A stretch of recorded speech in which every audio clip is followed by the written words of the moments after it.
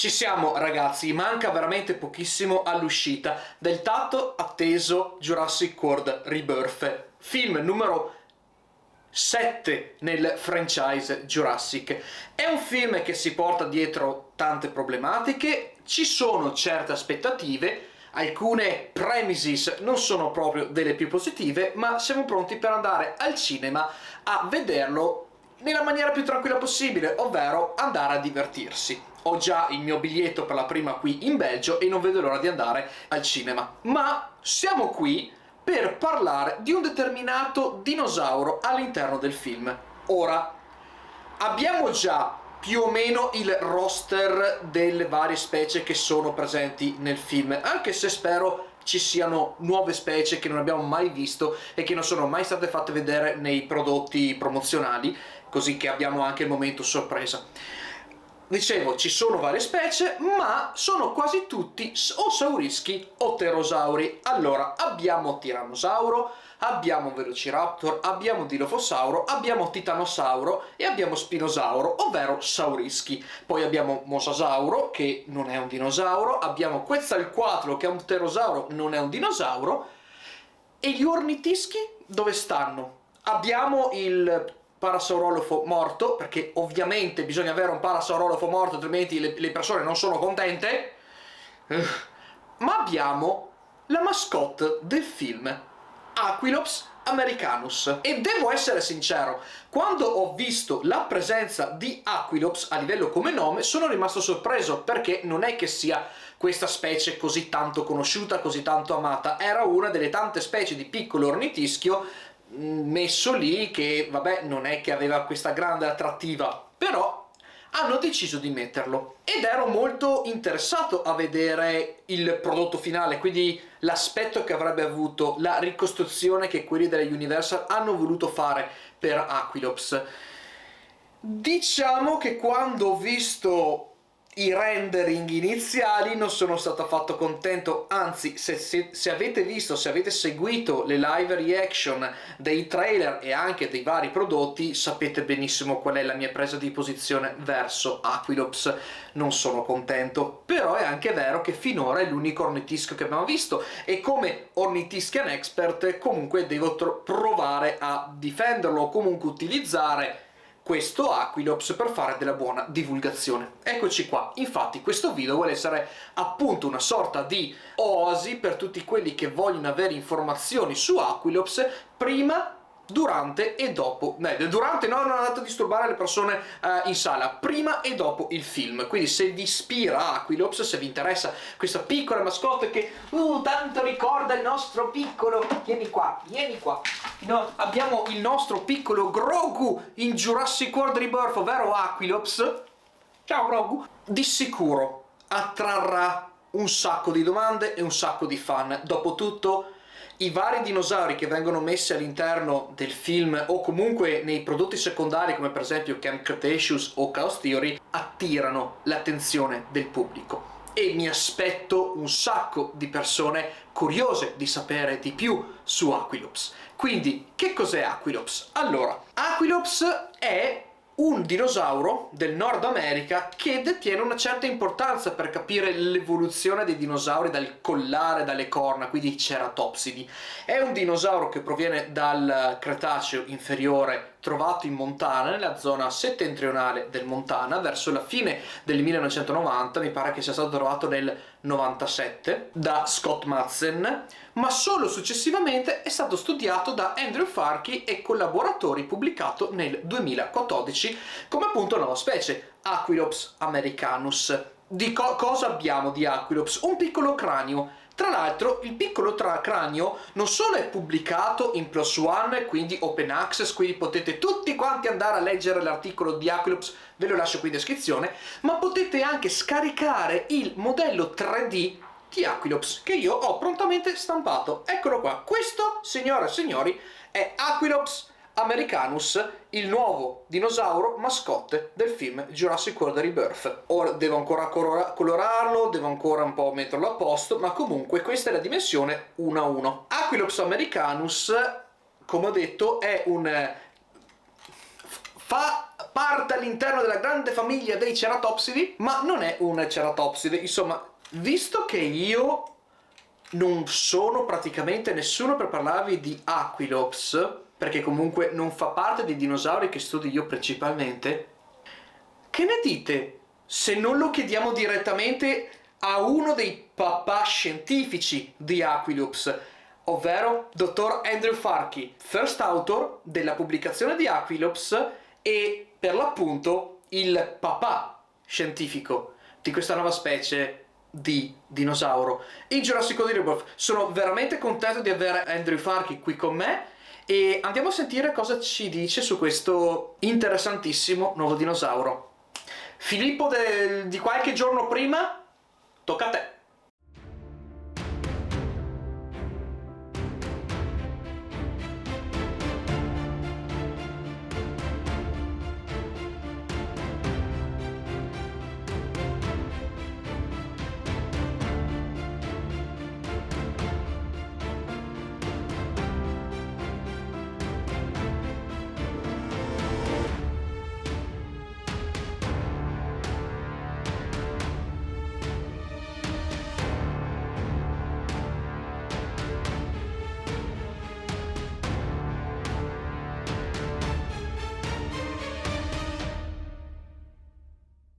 Andy, hello. Hey, How are how you? you doing?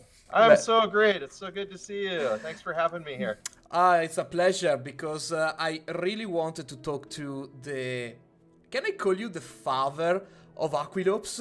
But yes, come on. I mean, One of the fathers, certainly. Yeah, there's a few of us. There's many dads. Andy Farke, paleontologist from America, museum director of the Raymond Museum in California, and also the first author of Aquilops, the new dinosaur included in the new movie Jurassic World Rebirth. Your opinion on the trailer? I just want to start like that. What's your opinion on the trailer and in general, as a paleontologist, as a fellow vertebrate paleontologist, your relationship with the Jurassic franchise? Yeah. So I guess starting with the trailer, I liked it. I loved it way more than I thought I would. I will say that like I first watched the Jurassic Park movie in the theaters when I was a kid on opening day, way back, and I guess it was 1993. I fell in love with that movie. I was so excited to see dinosaurs on the big screen. I was so excited to see dinosaurs that looked real. I know, of course, now we know there's some things about them that weren't entirely accurate in that, but in the movie they looked and they acted, real as possible. In fact, you'll notice in my background here on my screen, I've got one of my favorite scenes out of any Jurassic movie, which is that scene where they're looking out in the distance and seeing those dinosaurs off, just doing what dinosaurs would do as wild animals. And so I've really just loved Jurassic Park in particular and the sequels. And then, I'll be honest, I haven't paid a lot of attention necessarily to all the Jurassic World movies. I've not yet seen all of them. I watched the first one a few times. I didn't see the second one, but I'm super excited for this upcoming one. Partly because the dinosaur that I worked on is in there. I guess that's reason number one. But also, as I was watching the trailer, it felt like it was really a return to what captured my imagination in the first place. Like the dinosaurs in there just looked good. They looked real. I know that there's always a mixture of practical and computer effects, digital effects for this, but the dinosaurs just looked good. Like an example is, I'm T-Rex is not my favorite dinosaur in the world, but when I saw the T-Rex in that trailer, I was like, wow, like I feel like this animal is real in a way that I've not felt for the T-Rex, characters in several of the more recent movies. And so it just, the animal that they've got in there, it looks good, it looks realistic, it looks like healthy, like something you might see out in the wild, and so that got me so excited for it. I'll confess I'm a little less excited about some of the weird mutant hybrid things. I guess they got to have a monster or yeah. But I really the thing I loved about the trailer is it did capture. I mean, it's the movie's going to take place like on one of the islands, which I think like that's such a key part of the movies. I enjoyed like back in when the T-Rex was wandering around San Diego, that was cool. But the thing that I love seeing is like the dinosaurs in the environment they were born into, and so to see that dinosaurs inhabiting that place is pretty special, and I think it gives it maybe a bit of believability that you don't always see, especially as someone I know these are dinosaurs like in the modern day, but when they're in those lush tropical environments, to me it feels a little more like, oh, Yeah. I'm looking at a real dinosaur. And then we had the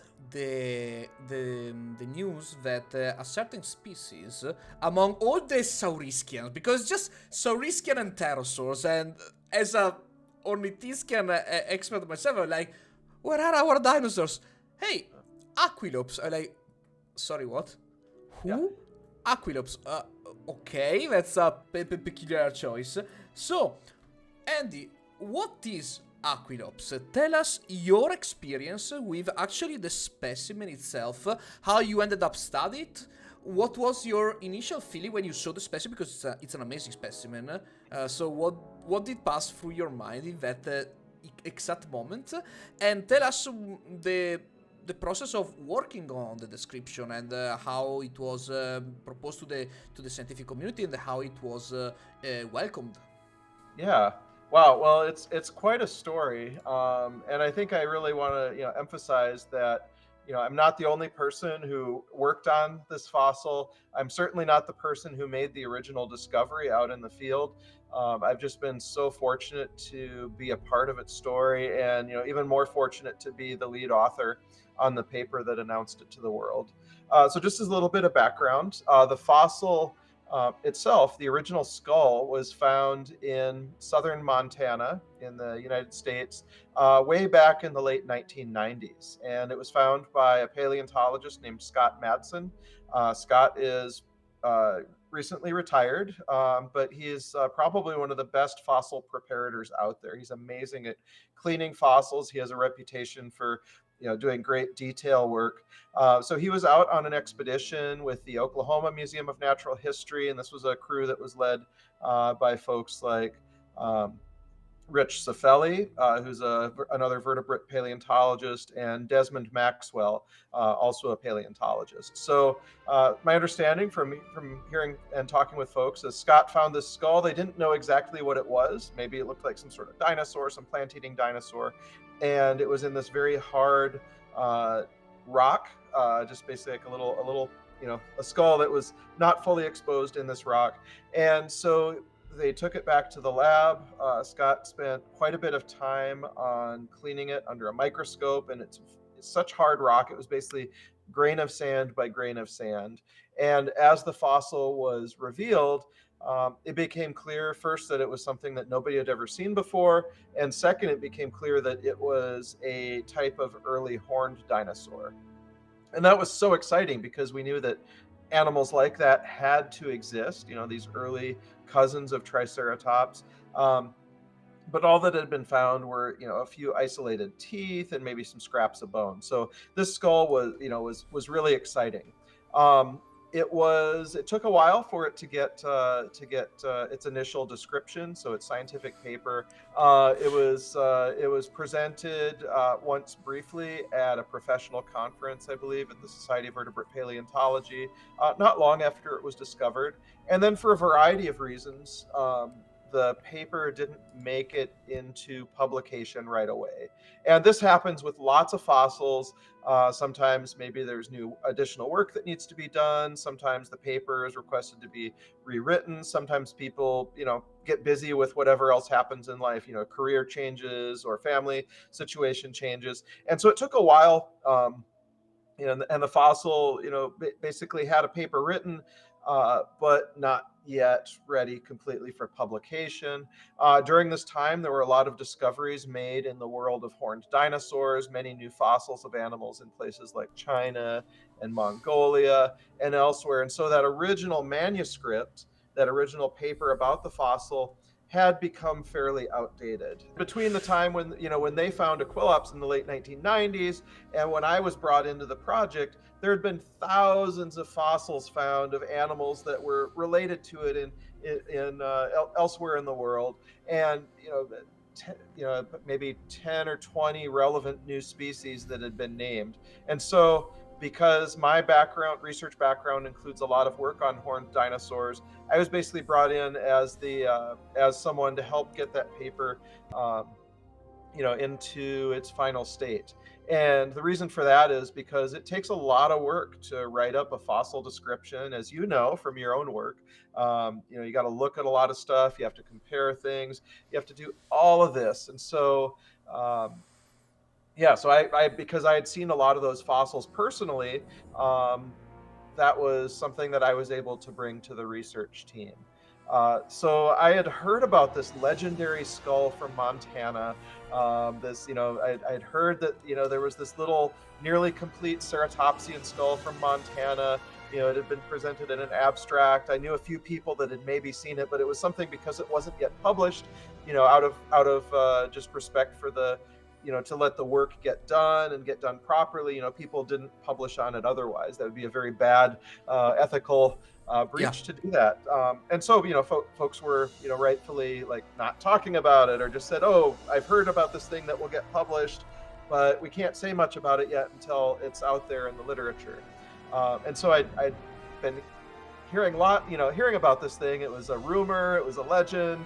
And then I had this moment where my friend Matt Wadel, who's actually primarily a person who works on sauropods, contacted me, and he lives nearby. We're good friends. We hang out socially, as well as had gone to school in Oklahoma. He's from Oklahoma originally, and it just so happened that he knew the people that had done the work on the skull of the animal originally. And so he proposed that, talking to them, to Rich Cifelli and Des Maxwell, and others, he said, "Hey, my friend Andy knows a lot about ceratopsians. I know that you have this skull that you want to get published. I also know that there's a lot of work that needs to be done on the background. How about if you bring him in as a person who can help out as a collaborator to get the paper to publication?" And so that's how I was brought in. And I'm so grateful to Rich and to Des and to Matt for being so generous with the fossil like that. They didn't have to, allow me in. They could have said, no, we'll do it ourselves. But I really appreciate it. I'm so grateful for that opportunity. So Matt and I went out to, we drove out on a road trip to go pick up the skull at a lab, brought it back to the Alf Museum, where I was able to study it using our equipment here. So I had lots of time with the fossil in hand. We were able to do detailed photographs, do surface scans of the skull, and all of that. And so I was able to take the original manuscript that was written and add a whole bunch. It was originally written as a short form paper. We expanded it. We're just like, let's just make this the most detailed description possible of the fossils, that with all the photos, all the texts, and lots and lots and lots of comparisons. And so that I was able to bring that in using my database and all my photos and stuff for comparison from fossils I had seen personally in China and elsewhere. So I was brought in as as an author. They were additionally generous in allowing me to be the first author, in recognition of being sort of the person, really bringing a lot of the information together. And so, I'm just so grateful for that opportunity. It was great when we published the paper. We had the artist Brian Eng make a reconstruction. It was actually one of the very first high-profile pictures that he ever drafted for paleontologists. Matt knew Brian pretty well, and said, "Hey, I know this guy, and I had met Brian by this point. It was like, what do you think about having him do the reconstruction for the press release, because we knew there was going to be a press release for it. So that Brian did that. Yeah, it was just a really fun project. I learned a lot. Having co-authors who knew the area where the skull was found really well was helpful. Rich Cifelli in particular is just a really brilliant scientist and a writer, and so I learned a lot just from him and from Des and from Matt on that. So it was a fun project. We published the paper. One other little bit of trivia is that Aquilops, as I say it, was not the original name for the animal. There was a different name that was applied to the fossil. I won't say what it is because it's not in the literature. I don't want to create any weird rumors. But it was, we were looking at it. I'm like, let's think of something maybe a little bit shorter, something a little more descriptive for it.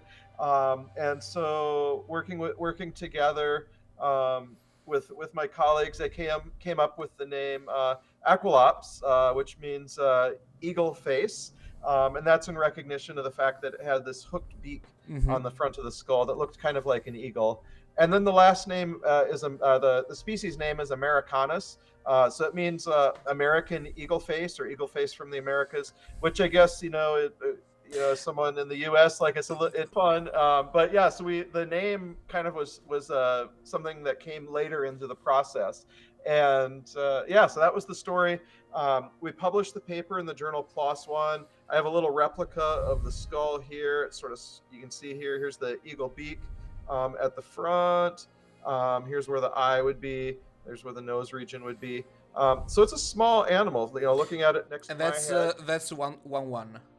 Yes, this is one. This is the exact size. This is an exact replica of the original top of the skull. And there was an artist at Oklahoma made a inflated reconstruction. So basically taking the skull and removing all the distortion and creating something that maybe looked a little bit more like what the animal would have looked like without any of that distortion from fossilization. So it's an adorable little animal. Super cute.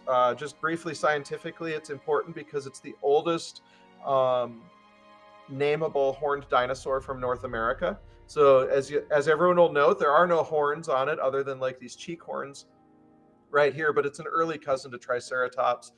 Its closest relatives lived in Asia, so in places like China and Japan. So this is evidence for animals that evolved in Asia coming into North America. And what's interesting is it isn't that closely related at all to the later animals in North America. So it shows that animals came from Asia into North America probably multiple times. So that's just a kind of a cool thing in terms of biogeography. Yeah, so we had this cool little skull, had lots of good artwork for it. We published it in the journal PLOS One. It's open access, meaning that anyone can read it if they have the link. Something else we did, which I think was maybe the first time it was ever done for a dinosaur, was we made the 3D scan files of the fossil freely available at the time of publication. And so that means it was the first dinosaur, new species of dinosaur, where you could just click a button and download the skull for the first fossil and make your own 3D print. And so there's lots of people over the years who have 3D printed it. It's really cool. So I encourage any of you watching, if you want to go find that out there, make your own copy of Aquilops, you should go do it. It's a cute little dinosaur. I'll definitely put the link in the description down the video because, I'm always, as many paleontologists in the latest time, we are all strongly advocating for open science, which also means provide the specimens in virtual form, so everybody can take the model, 3D print them, and do their own kind of analysis. So I'm always happy, and I always try to include the 3D models also in my paper. So it's always nice. And I didn't know it was possibly the first one to have been done. So it's actually cool. I didn't know that. Yeah, and I'm so glad that my co-authors really were open to doing that. In the museum at the Sam Noble Oklahoma Museum of Natural History is open to doing that. Just before going to the hot topic of the day, I just want to ask you, just as a personal interest, because now that I also describing my dinosaurs and everything, and also going to the field and other stuff, I'm very interested into the human part of paleontology. So, what was the first thing you thought when you saw the skull? Uh, I think my first reaction was just, wow, this is tinier than I thought. Uh, yeah, because it's such a small skull, smaller than my hand. And I think that was it. And then it was like, oh, wow, this is really cool. Like, this is definitely a horned dinosaur, definitely something that we'll be able to call a new species. And yeah, it was just like, and also it was just like a little bit of disbelief that the skull really existed. I'd heard about it, but until I held it in my own hands, it was pretty amazing. So yeah, that was my first reaction, I think. So, small ceratopsid? Is it? No, ceratopsian. Ceratopsian, yeah. Ceratopsian. Small ceratopsian, which means cute animal. And Yes. cute animal means possibly a new Hollywood star. And Yeah. here comes Jurassic World Rebirth. What was your initial thought? Not when you saw the animal. What was your first reaction when you heard that one of the major dinosaurs in the movie was going to be Aquilops? So the first way I found out about it was messages from people. So I had so I think it was from you and from one or two other people, and it was, I think, because there was some announcements or maybe some leaks about some upcoming toys associated with the Jurassic World movie. And my first reaction was I didn't believe it. I didn't believe it could be possible. Partly because it wasn't like an official announcement. It was kind of like behind the scenes stuff. And then also my other thing is I didn't want to believe it because I didn't want to be disappointed if it didn't happen. That's what part of what I was thinking. But then I was talking with other people and they're like, dude, like the only animals that they've shown for these toys are like a mosasaur, a tyrannosaur, and a raptor, and it's like, yeah, like if they're showing Aquilops like with these couple other animals, like it's gonna be in the movie. And I'm like, it's like, okay, I wanted to believe that, but I couldn't quite believe that yet. And then after the Mattel toy announcement, there was someone said like, hey, there's a Lego set with your dinosaur in it, and I'm like, okay, so like they probably wouldn't do Lego sets unless it was going to be in the movie. And so I could start to believe it a little bit. But then I was just thinking, like, I'm not really going to believe it until I see it in a trailer. And so I was like, every time there was a new trailer released or a new clip, I was going, I got to watch it. and it was, I finally really believed it when I saw the last, and I remember, I think it was whatever day it was that it was released. I woke up in the morning. I'm like, oh, it's the day. And so I'm just like, sitting on my phone. I normally like watching things on my laptop, but this time I was watching it on my phone. And I'm like, okay. And then when I saw the dinosaur in it, it was just like, it was so cool. It was so cool. What's your opinion on the Aquilops of the movie for what we have seen so far? So I am the worst person to ask on that because I'm just happy it's in the movie. I'm going to love it no matter what. But I would say, like, it's, if they say it's Aquilops, yeah, that's what it is. I think if I were to do a model, I would make the screen, the little bit that it's in the trailer, like I would make the frill a little bit shorter. Probably my main critique. But the way I explain that in my head is that, the original animal that we have is probably a young animal, maybe not juvenile, but fairly young. So it's possible that this frill would have grown a little bit more as it got older. So that's how I explain it to myself. I know with the Jurassic Park franchise, the Jurassic World movies, like a lot of it is how do we explain, the fact that these are different. So we'll just make an explanation. So that's my headcanon for why it has a longer frill. I think, the thing that's most important to me is it has that little horn on the end of the nose, right above the beak. And so it's like, okay, I'm happy with that. Yeah, it's good. So, there's little things like maybe the cheek horns could be a little bit longer, but yeah, I don't have a lot of complaints.